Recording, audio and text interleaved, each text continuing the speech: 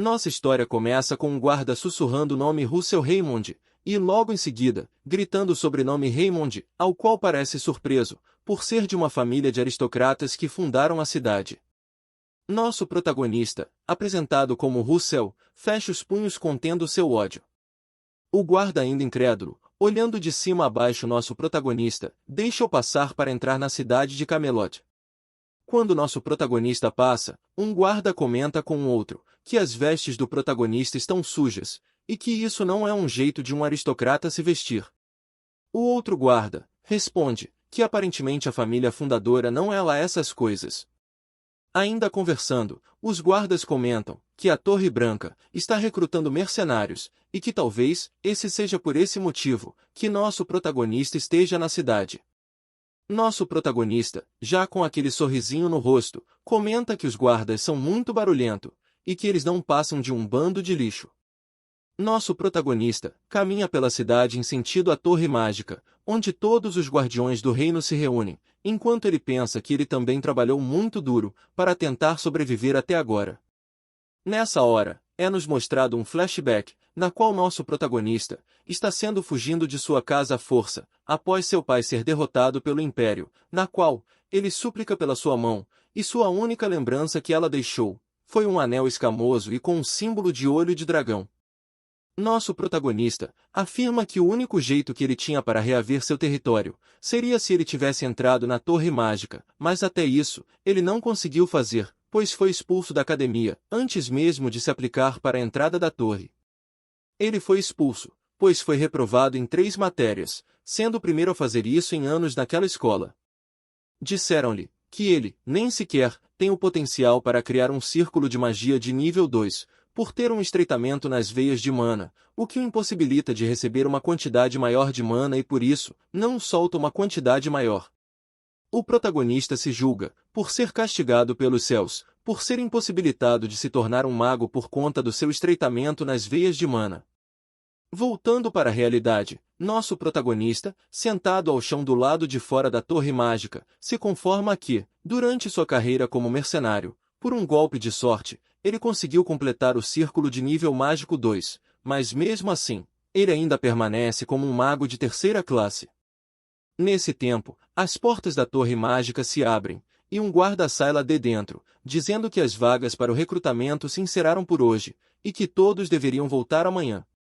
Alguns figurantes, revoltados, reclamaram para os guardas, que esperaram o dia todo e queriam suas vagas. Enquanto outros, mais sensatos, se retiraram aos poucos.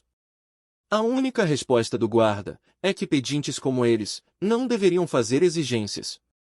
Alguns figurantes, saindo para suas casas, comentam, baixo, que o museu da cidade estava procurando magos temporários de primeiro círculo, para fazer a realizar a limpeza do museu. Outro figurante que ouviu isso, desdenhando da vaga, comentou que só se envergonharia se fosse a tela.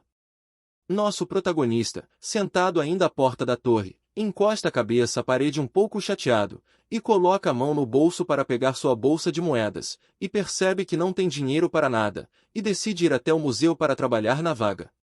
No museu, o responsável pelo museu está explicando sobre o museu, dizendo que o museu é o maior de todo o reino, e que alguns aristocratas irão visitar o museu nessa semana, por isso, eles precisam deixar o museu impecável. O responsável pelo museu pede para que eles tomem cuidado na magia de vento que Roin usar para limpar, para que não danifique nenhuma peça. E já os ameaça, olhando com uma cara sinistra, dizendo que se eles danificarem qualquer peça, eles terão de pagar as consequências. Nosso prota, debochado da frase do cara em sua cabeça, comenta que todas as peças ali devem ser falsas, e que o responsável pelo museu é muito dramático. Enquanto o responsável pelo museu apresentava o museu para os rapazes que iriam limpar junto com o prota, nosso prota nota uma porta, na qual a placa em cima dela dizia ser o Salão de Espécies Fantásticas, e o prota reconhece essa porta, parando em frente à mesma. Nosso prota parado em frente à mesma, ergue sua cabeça e lê a descrição da placa em cima da porta, e sente que no seu bolso tem algo vibrando. Ele enfia a mão no bolso, e se questiona, por que o anel estaria vibrando. Ao pegar o anel de sua mãe, em seu bolso, ele dá mais uma olhada para a porta, e se questiona se deveria entrar. Ele abre a porta e comenta que as suas pernas se moveram por conta própria, para dentro da sala, como se fosse um empurrão do destino, enquanto o responsável pelo museu continuava andando com os outros ajudantes. O responsável pelo museu logo nota que tem uma pessoa faltando e começa a procurar pelo nosso prota, o gritando. Nosso prota dentro do salão, como uma de que não quer nada, continua sem entender por que o anel de sua mãe seguia vibrando quando se aproximava de um fóssil. Com o anel ainda vibrando, nosso prota pede para que, se sua mãe tivesse algo a dizer, dissesse logo o que ela queria. Nosso prota fecha os olhos e lembra da vez na qual ele visitou o museu com sua mãe, ainda criança, e lembra que um canto do salão lhe chamou a atenção e comentou com sua mãe. O prota, abrindo os olhos e voltando para a realidade, segue o canto que havia lhe chamado a atenção no passado, e notou que havia uma caixa aberta, com uma exposição dentro, na qual ele reconhece ser um coração de dragão. Logo o prota, com seu anel na mão, nota a coincidência de ter um coração de dragão na frente dele, e um anel que parece um olho de dragão em sua mão.